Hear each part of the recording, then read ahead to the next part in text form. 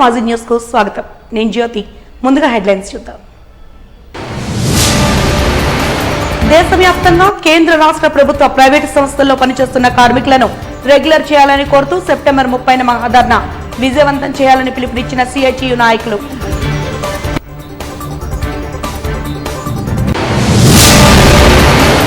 Parliament ప్రధాన ప్రతిపక్ష నేత రాహుల్ గాంధీపై బీజేపీ నాయకులు, ఢిల్లీ మాజీ ఎమ్మెల్యే తన్వీందర్ సింగ్ వ్యాఖ్యలు సరికావు, నిరసన చేపట్టిన కాంగ్రెస్ శ్రేణులు. సెప్టెంబర్ 21న మహాకవి గురజాడ జయంతి ఉత్సవాలను నిర్వహిస్తున్న అల్లూరి వేదిక, పోస్టర్ ఆవిష్కరించిన వేదిక నాయకులు.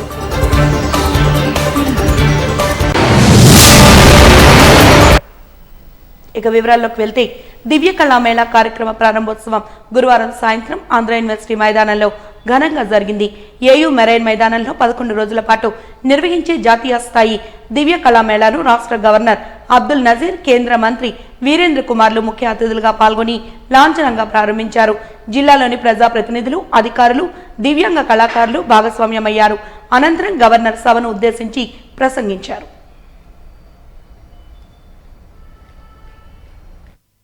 I extend my warm greetings to you all.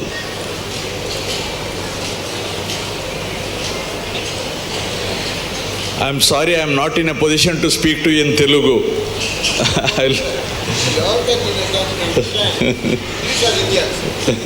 Okay.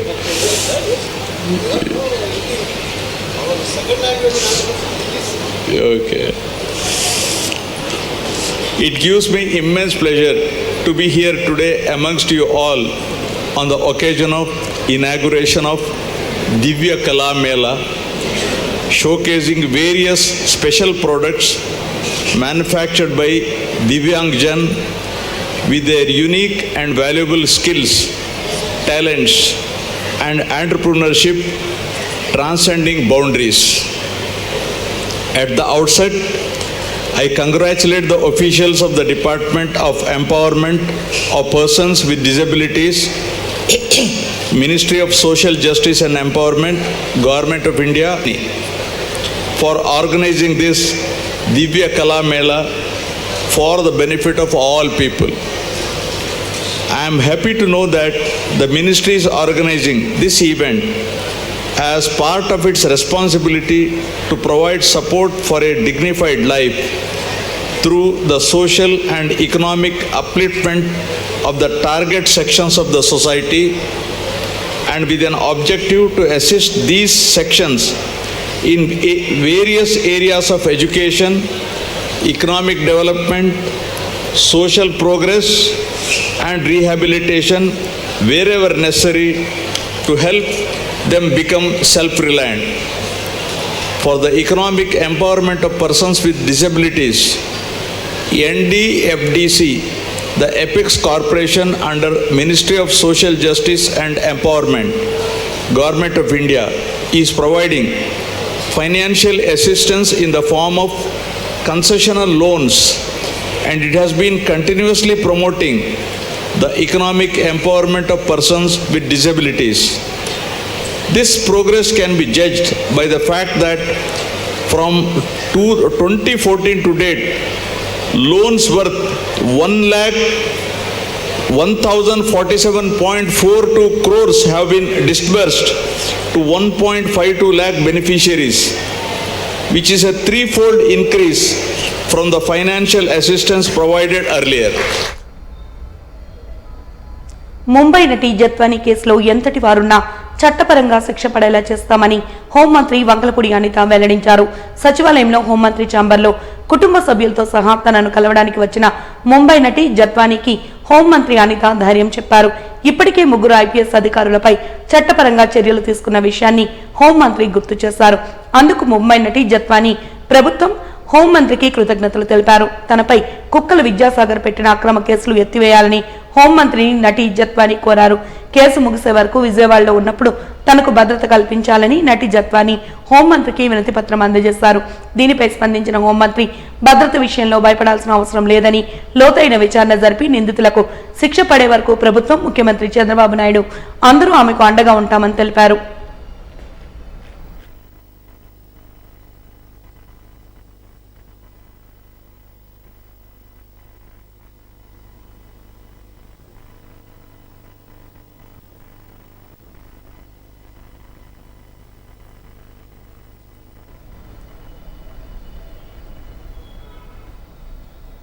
దివ్యాంగులు దివ్యాంగ కళాకారులు రూపొందించిన తయారు చేసిన వివిధ రకాల ఉత్పత్తుల ప్రదర్శన నిమిత్తం ఏర్పాటు చేస్తున్న జాతీయ స్థాయి దివ్య కళామేళా విశాఖ వేదికగా 11 రోజుల పాటు జరుగుతుందని జిల్లా కలెక్టర్ ఎంఎన్ హరీంద్ర ప్రసాద్ పేర్కొన్నారు. ఏయూ హైస్కూల్ సమీపంలో మెరైన్ గ్రౌండ్ లో దేశవ్యాప్తంగా వచ్చే కళాకారులు తయారు చేసిన ఉత్పత్తుల ప్రదర్శన ఉంటుందని తెలియజెప్పారు.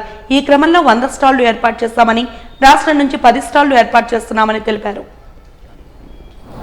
Ministry of Social Justice and Empowerment Government of India ఆధ్వర్యంలో National Divyangjan Finance and Development Corporation వారు ఒక గైడెన్స్తో డిఫరెంట్ స్టేట్స్లో కండక్ట్ చేయడం జరుగుతుంది. విశాఖపట్నంలో అంటే 19వ తారీఖు నుంచి 29వ తారీఖు దాకా 11 రోజులు ఈ ఫెస్టివల్ అంటే దివ్యాంగజన్ మేళా అనేది చేపట్టడం జరుగుతుంది. దీంట్లో వివిధ యాక్టివిటీస్ మనము కండక్ట్ చేయడం జరుగుతుంది. ఈ మేళాలో కల్చరల్ యాక్టివిటీస్ ఉంటాయి. అదేవిధంగా దివ్యాంగజన్స్ ఒక స్టాల్స్ ఉంటాయి. దాదాపు 70 నుంచి 100 దాకా స్టాల్స్ ఉంటాయి.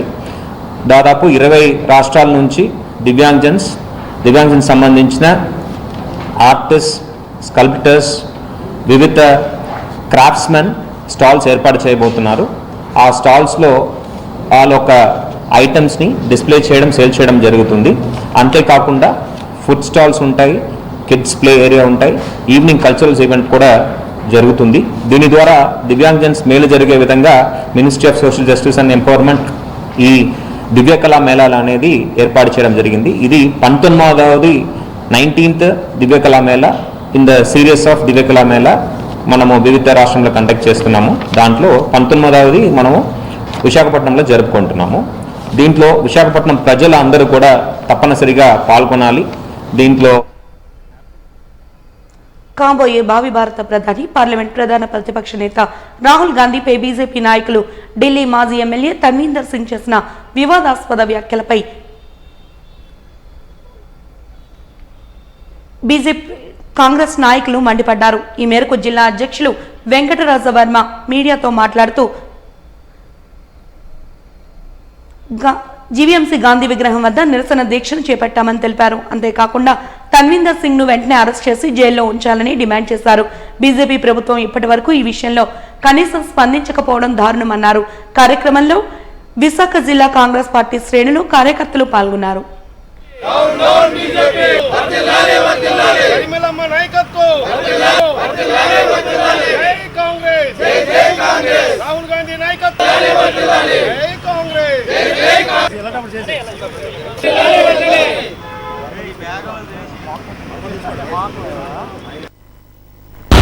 ఈరోజు ఈ నిరసన శాంతియుతంగా మేము చేయడానికి కారణం ఏంటంటే, రాహుల్ గాంధీ గారి పైన బీజేపీ, శివసేన సభ్యులు, పార్టీ నాయకులు తీవ్రవాదులుగా రాహుల్ గాంధీ గారిని పేర్కొనడం మేము ఖండిస్తున్నాం. బీజేపీ చేసేదే తీవ్రవాదం రాజకీయం, ప్రజల్లో మత కలహాలు, ప్రజల మధ్య కుల విభజన చేసి ఘర్షణలు దేశంలో క్రియేట్ చేసే పార్టీ బీజేపీ. అటువంటి బీజేపీ పార్టీ రాహుల్ గాంధీ గారి స్ట్రాంగ్ అపోజిషన్ ఉన్న రాహుల్ గాంధీ గారిని, అపోజిషన్ లీడర్ని ఈ రకంగా దిగజారుడు రాజకీయాలు చేయడం మేము ఖండిస్తున్నాం. ఎందుకంటే రాష్ట్రం అంతా ఈరోజు మా ఆంధ్రప్రదేశ్ ప్రతి జిల్లాలో జిల్లా కాంగ్రెస్ ఆధ్వర్యంలో కాంగ్రెస్ నాయకులు అందరూ ఈరోజు మేము విశాఖ జిల్లా తరపున మేమందరం ఈరోజు కూడుకొని నిరసన కార్యక్రమం మేము నిరసన చేస్తున్నాం. ఎందుకంటే ఖచ్చితంగా వాళ్ళందరినీ రాజీనామా చేయించాలి. పబ్లిక్ ముందు రాహుల్ గాంధీ గారికి క్షమాపణ చెప్పి తప్పు చేసిన తప్పు ఒప్పుకోవాలని మేము ఖండిస్తున్నాం. ఎందుకంటే అసలు తీవ్రవాదాన్ని ప్రోత్సహించేదే బీజేపీ. మత కలహాలు పెట్టి ముస్లిమ్స్కి, హిందూస్కి, క్రిస్టియన్స్కి మధ్య తగులు పెట్టి వాళ్ళకి పబ్బం గడుపుకునే పార్టీ ఏదైనా ఉందంటే బీజేపీ పార్టీ. మతతత్వ పార్టీ ఉన్న బీజేపీ లౌకిక తత్వాన్ని పాటించేది ఏదైనా ఉందంటే కాంగ్రెస్ పార్టీ. ఇవాళ ఇండియాలో కాంగ్రెస్ పార్టీ ఉండబట్టే ప్రజలకు ఇవాళ భద్రత ఉంది. భద్రత లేకుండా ఇవాళ జరిగే ఘటనలు కానీ ఏవైనా సరే మీ బీజేపీ వల్ల జరుగుతున్నాయి. కేవలం బీజేపీ ఏంటంటే మనుషుల మధ్య ఒక అన్నదమ్ముల్లాగా ఉన్న భారతీయులందరి మధ్య తగులు పెట్టి, మత కలహాలు పెట్టి తీవ్రవాదులు ఎలాగైతే ఉంటారో ఆ రకంగా నడిపించే పార్టీ ఏదంటే బీజేపీ పార్టీ. అటువంటి వారు మా నాయకుడిని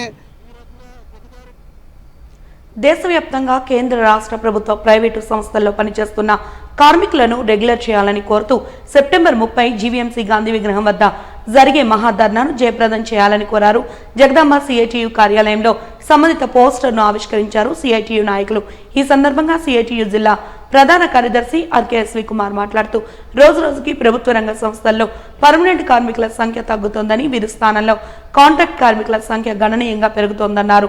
ఉదాహరణకు హెచ్పిసిఎల్లో 600 మంది పర్మనెంట్ కార్మికులు ఉండగా సుమారు 10,000 మంది కాంట్రాక్ట్ కార్మికులు పనిచేస్తున్నారని తెలిపారు. ఇలాగే రైల్వే, విద్యుత్, ఆర్టీసీ, యూనివర్సిటీ, రాష్ట్ర ప్రభుత్వ సంస్థల్లో వేలాది మంది కాంట్రాక్ట్ కార్మికులుగా పనిచేస్తున్నారని వివరించారు. సంపద సృష్టిస్తున్న కాంట్రాక్ట్ కార్మికులకు కార్మిక చట్టాలు, ఉద్యోగ భద్రత, కనీస వేతనాలు అమలు కావడం లేదని ఆవేదన వ్యక్తం చేశారు.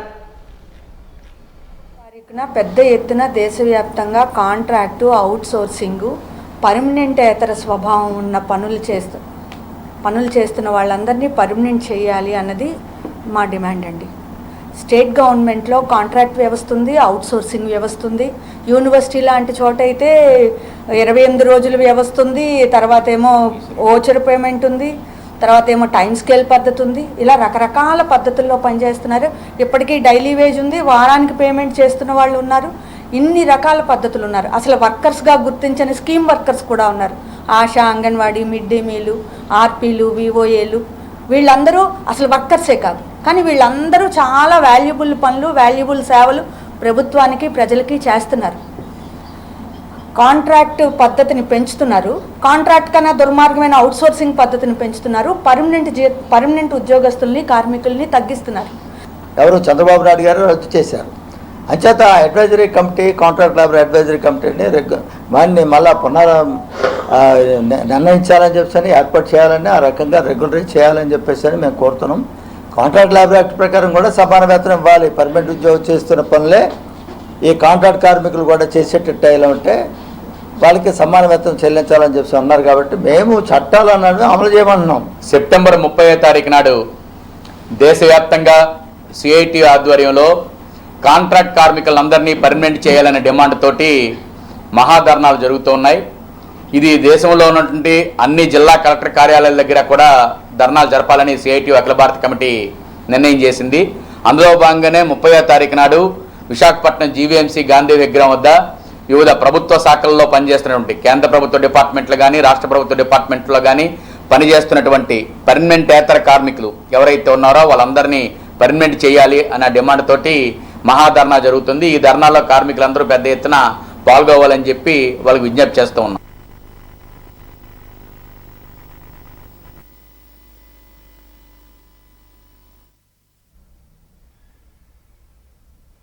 మహాకవి గురజాడ అప్పారావు 162వ జయంతి సందర్భంగా గురజాడ సాంస్కృతిక వేదిక ఆధ్వర్యంలో అల్లూరు సీతారామరాజు విజ్ఞాన కేంద్రంలో సెప్టెంబర్ 21న జయంతి ఉత్సవాలను నిర్వహిస్తున్నట్టు వేదిక కార్యదర్శి దండు నాగేశ్వరరావు వెల్లడించారు. ఈ మేరకు అల్లూరు విజ్ఞాన కేంద్రంలో ఏర్పాటు చేసిన మీడియా సమావేశంలో గురజాడ జయంతి ఉత్సవాలకు సంబంధించిన పోస్టర్ను ఆవిష్కరించారు. ఈ సందర్భంగా వారు మీడియాతో మాట్లాడుతూ ఈ ఉత్సవాలు ఆ రోజు ఉదయం నుంచి సాయంత్రం వరకు జరుగుతాయని తెలిపారు.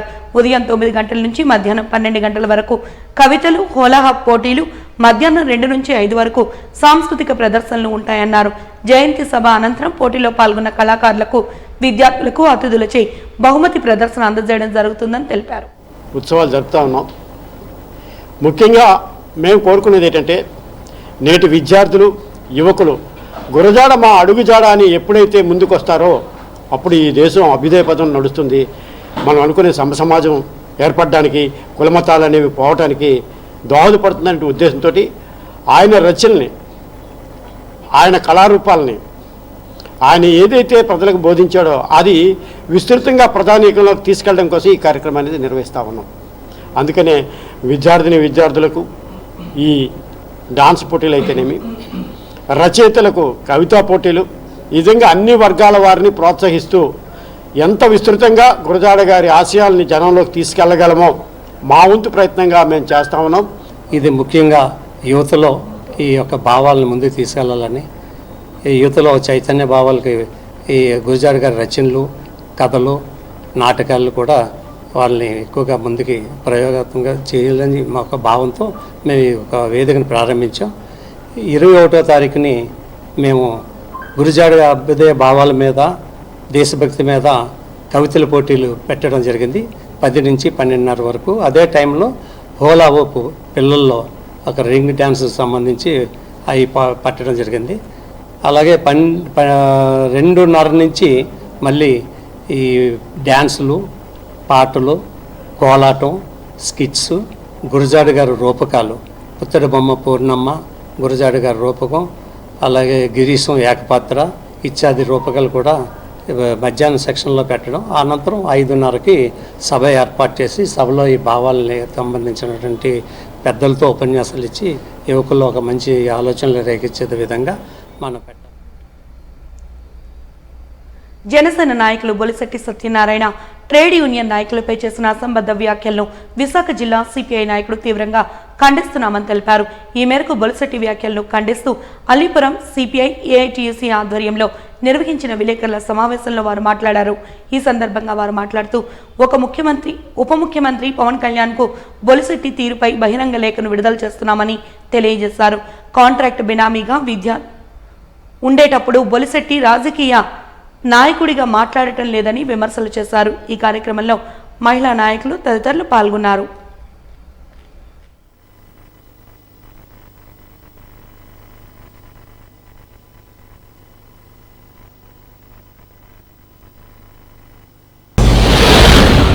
ఈవేళ మీ అందరినీ పిలవడానికి ప్రధాన కారణం ఈ రాష్ట్ర ఉప ముఖ్యమంత్రి అదేవిధంగా జనసేన అధ్యక్షులైనటువంటి గౌరవనీయులు పవన్ కళ్యాణ్ గారికి మీ ద్వారా ఒక బహిరంగ లేఖని పంపిస్తున్నాం. వారి ప్రతినిధి అయినటువంటి బొలిశెట్టి సత్యనారాయణ గారు 17వ తారీఖున స్టీల్ ప్లాంట్ కార్మిక నాయకుల మీద, కార్మిక ఉద్యమం మీద అనుచిత వ్యాఖ్యలు చేశారు. ఆయన వ్యాఖ్యల్ని ఈ ఏఐటిసి విశాఖ జిల్లా సమితి ముక్త కంఠంతో తీవ్రంగా ఖండిస్తున్నాం. ఎందుకంటే ఆయనకి పేరు బినామీ కాంట్రాక్ట్ అని విశాఖపట్నం ఆయనకి పేరు. మేమైతే మాకు అర్థమైంది ఆయన బినామీగానే ఈ స్టేట్మెంట్ ఇచ్చినట్టుంది తప్ప ఆయన ఒక రాజకీయ ప్రతినిధిగా మాట్లాడినట్టు లేదు, చిల్లర వ్యవహారాలు మాట్లాడినట్టు మాట్లాడాడు ఆయన. ఆయనకి ట్రేడ్ యూనియన్ ఉద్యమం మీద కానీ ట్రేడ్ యూనియన్ చరిత్ర కాదు తెలియదు అన్నది ఆయన పత్రికా ప్రకటన ద్వారా అర్థమైంది. ఈ దేశంలోనే మొట్టమొదటి కార్మిక సంఘాలు పుట్టాయి, రాజకీయ పార్టీలు పుట్ల. స్వాతంత్ర ఉద్యమంలో కాంగ్రెస్ పార్టీ, స్వాతంత్రం కోసం ఆ కాంగ్రెస్ పార్టీ వేరు.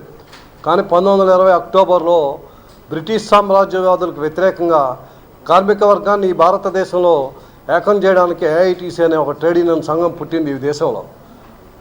బొలిశెట్టి వారిది చరిత్ర తెలుసుకుంటే మంచిది. అక్కడి నుండి అనేక ట్రేడ్ యూనియన్లు వచ్చాయి. వచ్చినప్పటికీ ఈ నూతన పారిశ్రామిక విధానం ఎప్పుడైతే వచ్చిందో అప్పటి నుండి కేంద్రంలో 11 కార్మిక సంఘాలు కామ్రేడ్ ఇంద్రజిత్ గుప్తా నాయకత్వంలోని కామ్రేడ్ గురుదాస్ దాస్ గుప్తా నాయకత్వంలో గత 15 ఏళ్ల బట్టి నేటి వరకు సెంట్రల్ ట్రేడ్ యూనియన్లన్నీ ఏకతాటి మీద ఏ ప్రభుత్వం ఉన్నా ప్రభుత్వ విధానాల మీద, కార్మికులకు నష్టం చేస్తున్న చర్యల మీద పోరాడుతూనే ఉన్నాయి.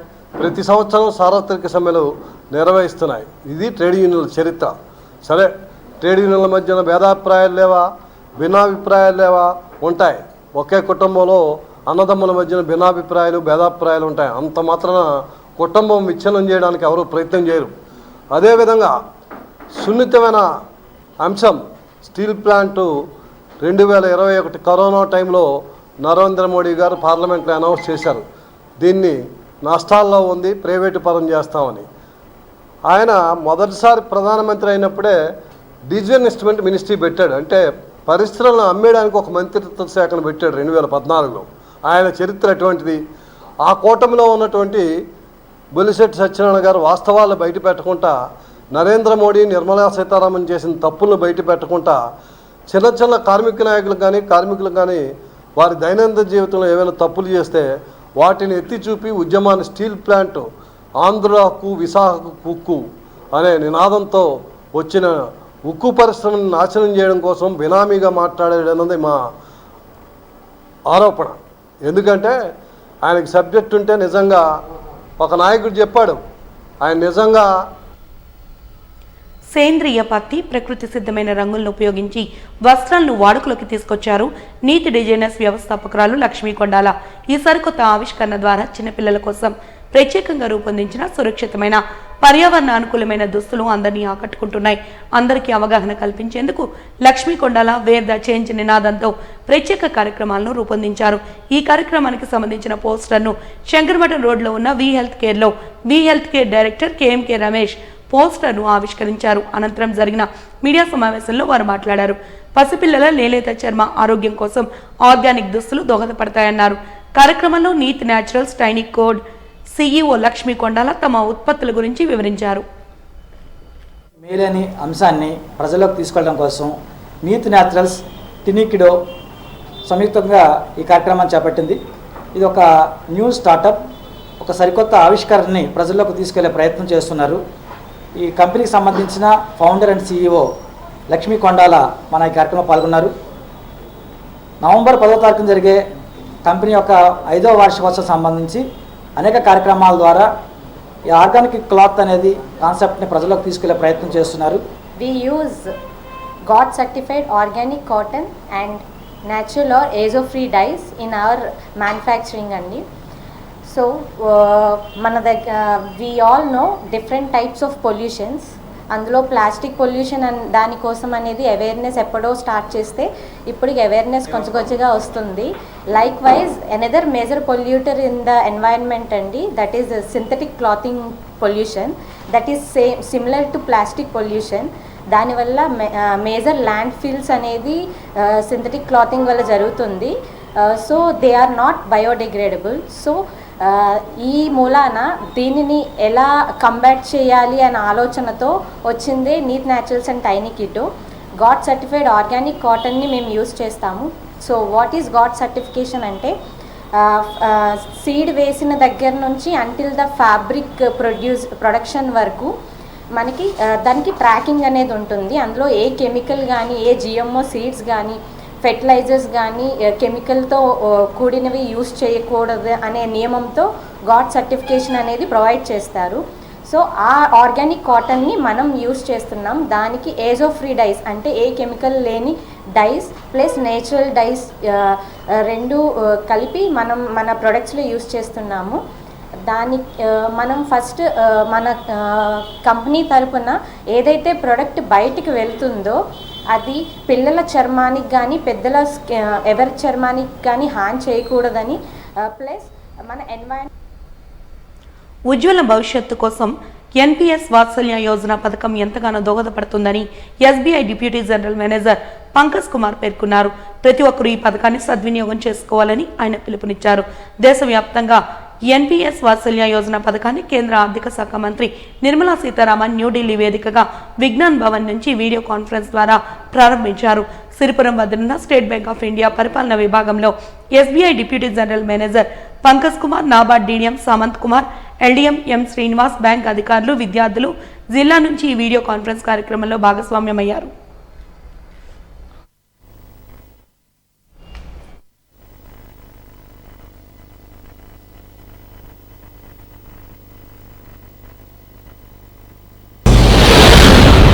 Finance Minister Srimati Nirmala Sitharaman has launched a new scheme for the future of the children.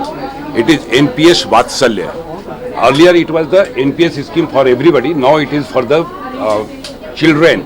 And this scheme can be availed with a minimum amount of just 1,000 rupees per annum, and it will be maturing at the age of 18. After that the pension, it is a pension scheme, the pension can be availed by the children, and it is a small scheme but it will give a big result by small saving habit which will nurture in our children. And you know, the children is the future, and when we are dreaming about the Vikshit Bharat by 2047, when the India will attain 100 years of its independence, this scheme is very important. I request all of you to avail this scheme. All the nationalized bank and especially the State Bank of India having the largest number of the branches in the country. Anywhere you can go to any branch and any parent and children can avail this scheme. So my request to all of you, please avail this scheme and take full benefit for the not only your future but the future of your children.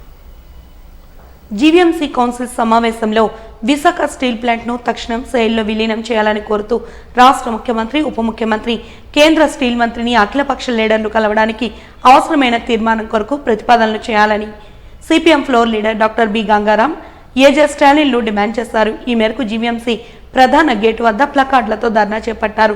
ఈ సందర్భంగా వారు మాట్లాడుతూ ప్రతిష్టాత్మకమైన Visakha steel plant తీవ్ర ప్రమాద స్థితికి చేరుకుందన్నారు. రేపో మాపో మూతపడే ప్రమాదం ఏర్పడిందని ఆవేదన వ్యక్తం చేశారు. విశాఖ స్టీల్ ప్లాంట్ను స్ట్రాటజిక్ సేల్ నిర్ణయం కేంద్ర ప్రభుత్వం వెంటనే ఉపసంహరించి సెయిల్లో విలీనం చేయాలని, ప్లాంట్ను పూర్తి సామర్థ్యంతో 7 మిలియన్ టన్నుల ఉత్పత్తి సామర్థ్యంతో నడిపించాలని, సొంత ఇనుప గనుల కేటాయింపులో వెంటనే 5,000 కోట్ల వర్కింగ్ క్యాపిటల్ మంజూరు చేయాలని కోరుతూ ఆంధ్రప్రదేశ్ రాష్ట్ర ముఖ్యమంత్రి, ఉప ముఖ్యమంత్రి, కేంద్ర స్టీల్ మంత్రులు, జీవీఎంసీలో అఖిలపక్ష పార్టీల బృందం కలిసి విజ్ఞప్తి చేయడానికి తీర్మానం చేయాలని కోరారు. కాలంలో 2024లో జరిగినటువంటి ఎన్నికల్లో ఆంధ్ర రాష్ట్ర ప్రజలు కానీ, స్టీల్ ప్లాంట్ కార్మికులు కానీ, లేక సుమారు 25 లక్షల మంది జనాభా కలిగినటువంటి గ్రేటర్ విశాఖపట్నం నగరంలో ఉన్నటువంటి ప్రజలు కానీ ఆశించింది ఏంటంటే కూటమి తరపున అటు ఎంపీ భరత్ కానీ, అట్లాగే ఎమ్మెల్యేగా పల్లా శ్రీనివాస్ గారు కానీ, అట్లాగే కూటమికి నాయకత్వం వహిస్తున్నటువంటి ఆంధ్ర రాష్ట్ర ముఖ్యమంత్రిగా ఉన్నటువంటి చంద్రబాబు నాయుడు గారు కానీ, లేక జనసేన అధినేటువంటి పవన్ కళ్యాణ్ కానీ వీరు గెలిచినట్లయితే తప్పనిసరిగా కేంద్రంలో ప్రధానమంత్రిగా ఉన్నటువంటి నరేంద్ర మోడీని ఒప్పించి ప్రైవేటీకరణ ఆఫ్ చేసి దీన్ని పబ్లిక్ సెక్టార్లో కొనసాగిస్తూ అవసరమైతే సెయిల్లో విలీనం చేస్తారని చెప్పి ఆశించారు. కానీ ఎలక్షన్ జరిగిన రోజులు అయినప్పటికీ కూడా ఈ రోజు వరకు కూడా చంద్రబాబు నాయుడు గారు కానీ, పవన్ కళ్యాణ్ గారిని ఎవరు కూడా ఏంటంటే ఈ రోజు నరేంద్ర మోడీ గారికి నచ్చ చెప్పి స్టీల్ ప్లాంట్ ని పబ్లిక్ సెక్టార్లోనే కొనసాగిస్తామనేటువంటి దాంతో ఒక స్టేట్మెంట్ కూడా ఇప్పించినటువంటి పరిస్థితి ఏర్పడుతుంది. కేంద్ర ఉక్కు గనుల శాఖ మంత్రిని కూడా కార్మిక నాయకులు మిగిలిన అందరూ కూడా కలిసినప్పటికీ కూడా ఆయన ఏమాత్రం కూడా పాజిటివ్ గా స్పందించట్లేదు. కనుక ఈ పరిస్థితుల్లో ఏంటంటే స్టీల్ ప్లాంట్ ని రక్షించుకోవాల్సిన బాధ్యత ఇటు ఆంధ్ర రాష్ట్ర ప్రజానీకం పైన, ముఖ్యంగా విశాఖపట్నం ఈ రోజు గతంలో పోర్ట్ సిటీ అనేవారు, కానీ స్టీల్ ప్లాంట్ వచ్చిన తర్వాత విశాఖపట్నం స్టీల్ సిటీగా ప్రపంచ ప్రఖ్యాతిని గాంచినటువంటి విషయం మనందరికీ కూడా తెలుసు. కనుక ఈ రోజు జీవీఎంసీ మీద కూడా ప్రధానమైనటువంటి బాధ్యత ఉంది. అందుకే సిపిఎం కార్పొరేటర్ అయినటువంటి గంగారాం గారు, సిపిఐ కార్పొరేటర్ అయినటువంటి ఏజే స్టాలిన్, మేమేంటంటే రేపు 24వ తారీఖున జరుగుతున్నటువంటి కౌన్సిల్ సమావేశంలో విశాఖపట్నం స్టీల్ ప్లాంట్ ని సెయిల్లో విలీనం చేయాలని చెప్పేసి, అట్లాగే 5,000 కోట్ల రూపాయలు ఏంటంటే వర్కింగ్ క్యాపిటల్ గా ఇవ్వాలని చెప్పేసి తదితర డిమాండ్స్ తో ఏంటంటే మొత్తం జీవీఎంసీలో ఉన్నటువంటి ఫ్లోర్ లీడర్స్, మేయర్ గారు, డిప్యూటీ మేయర్లు కూడా కలిసి రాష్ట్ర ముఖ్యమంత్రి అయినటువంటి అలాగే తెలుగుదేశం పార్టీ జాతీయ అధ్యక్షుడు అయినటువంటి చంద్రబాబు నాయుడు గారిని కలవాలని, అట్లాగే డిప్యూటీ చీఫ్ మినిస్టర్ అలాగే జనసేన అధినేత అయినటువంటి పవన్ కళ్యాణ్ గారిని కలవాలని, ఆ తర్వాత ఏంటంటే కేంద్ర ఉక్కు గనుల శాఖ మంత్రి కుమారస్వామి గారిని కలవాలని చెప్పి ఎజెండాలో పొందుపరిచి 24వ తేదీన కౌన్సిల్ తీర్మానం చేసి ఈ డెలిగేషన్ ని తీసుకెళ్ళడానికి కావాల్సిన ఏర్పాట్లు చేయాలని చెప్పి లెటర్ ఇవ్వడం జరిగింది.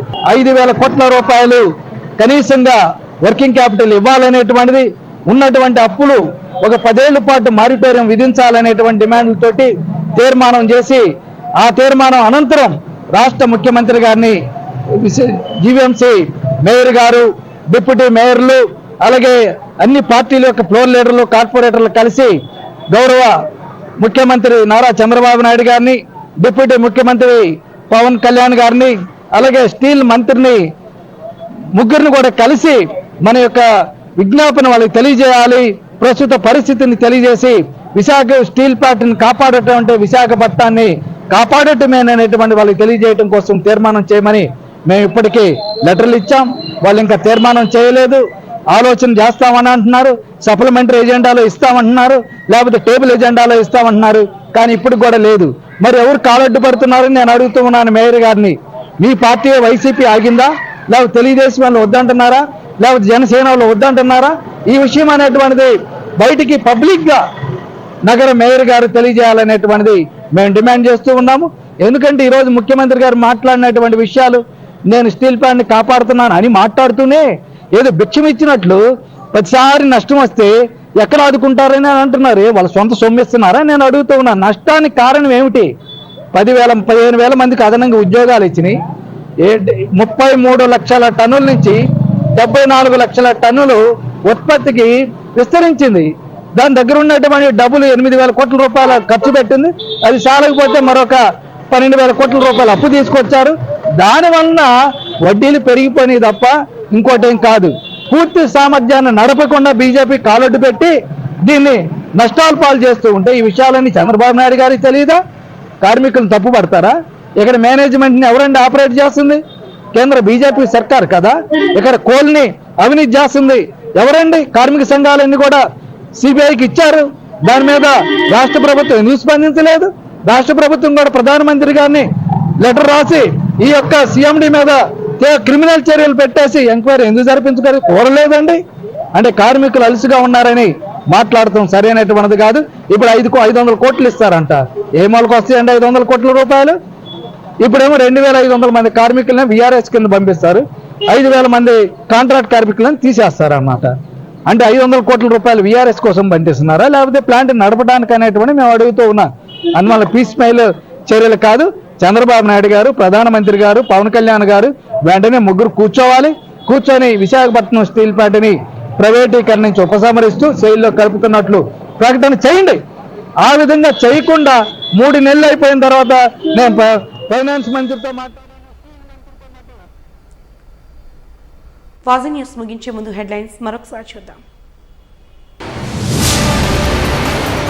దేశవ్యాప్తంగా కేంద్ర రాష్ట్ర ప్రభుత్వ ప్రైవేటు సంస్థల్లో పనిచేస్తున్న కార్మికులను రెగ్యులర్ చేయాలని కోరుతూ సెప్టెంబర్ 30న మహాధర్నా విజయవంతం చేయాలని పిలుపునిచ్చిన సిఐటియు నాయకులు.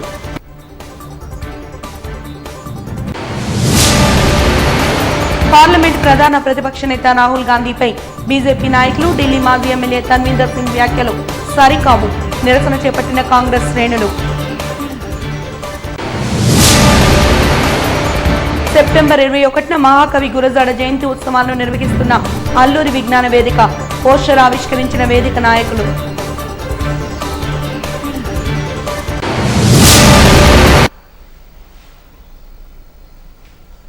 వాజీ న్యూస్ ఇంతటితో సమాప్తం. నమస్కారం.